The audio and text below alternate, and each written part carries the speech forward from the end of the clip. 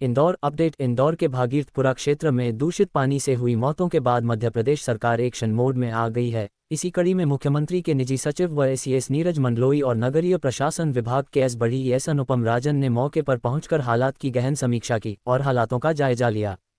घटना के बाद से ही मुख्यमंत्री डॉक्टर मोहन यादव ने बेहद सख्त निर्देश जारी किए हैं, जिसके बाद उच्च प्रशासनिक अमला सीधे मैदान में उतार दिया गया है। प्रदेश सरकार ने स्पष्ट कर दिया है कि नागरिकों की जान से खिलवाड़ करने वाली किसी भी लापरवाही को बर्दाश्त नहीं किया जाएगा।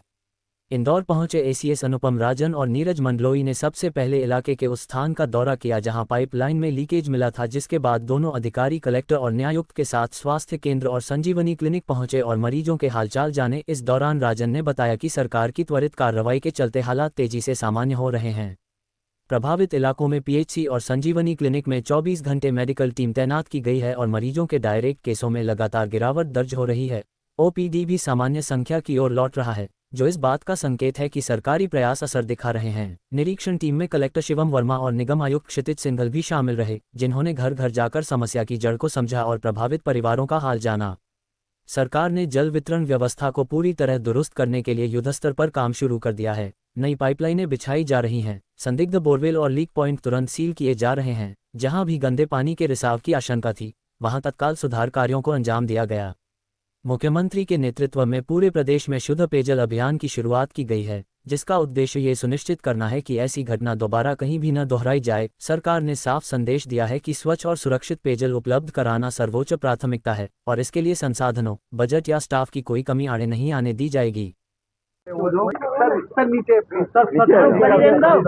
जाओ थोड़ा सा। सर आप भागीरथपुरा में सर क्या क्या आज आपने निरीक्षण किया और क्या पाया? आज जैसे पार्षद जी भी हैं और तमाम सारे मेरे साथी अधिकारी भी हैं, सभी लोग हैं। जो सीवेज लाइन और जो मेन लाइन का काम है उसको देखा, सभी लोगों से चर्चा हुई।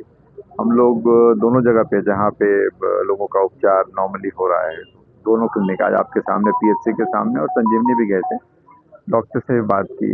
24 घंटे डॉक्टर्स की व्यवस्था है और उनके रिकॉर्ड्स वगैरह भी देखे तो लोगों की जो डायरिया के केसेस हैं उसमें काफ़ी कमी आई है। स्थिति धीरे धीरे सामान्य हो रही है।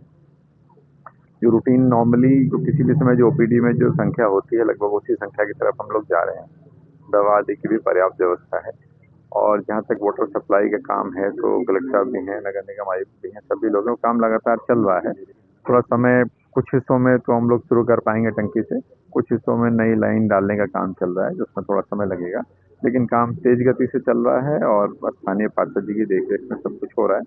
तो चीज़ें लगातार चूंकि ध्यान में आई हैं, दुर्भाग्यपूर्ण घटना घटित हुई है, लेकिन इससे सबक लेते हुए एक ऐसी व्यवस्था की दोबारा ऐसा ना हो और जो जहाँ जहाँ सोर्स हैं गंदगी के या जहाँ जहाँ से संभावना है उसको मूल रूप से समाप्त किया जाए, उस पर काम कर रहे हैं। सर क्या ये फाइंड कर लिया कि किस तरह से पानी दूषित हुआ था? क्या इसमें सीवेज का पानी मिल रहा था या फिर केमिकल जमीन से आ रहा था?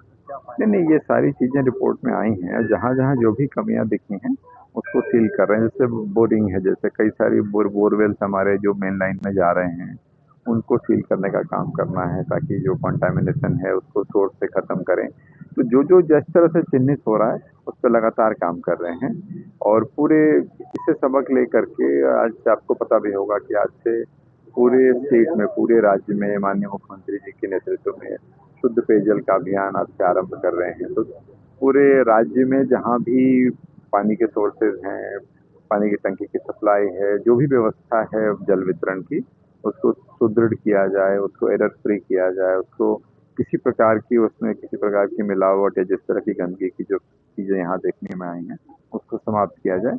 इस पर लगातार काम चल रहा है और माननीय मुख्यमंत्री जी सीधे प्रतिदिन एक तरह से इसकी सतत समीक्षा कर रहे हैं और इसके लिए न संसाधन की कोई कमी होगी, न स्टाफ की कमी होगी।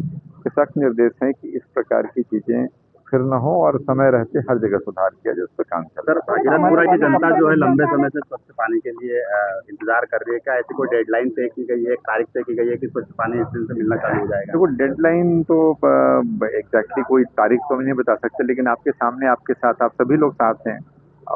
आप देख रहे हैं कि पूरा प्रयास है सरकार का कि जितनी जल्दी हो सभी को स्वच्छ पेयजल उपलब्ध हो, उसकी दिशा में लगातार काम चल रहा है। शहर में सार्वजनिक शौचालय तो बना दिए गए, लेकिन उनके सर्टेन टैंक की प्रॉपर मॉनिटरिंग नहीं है।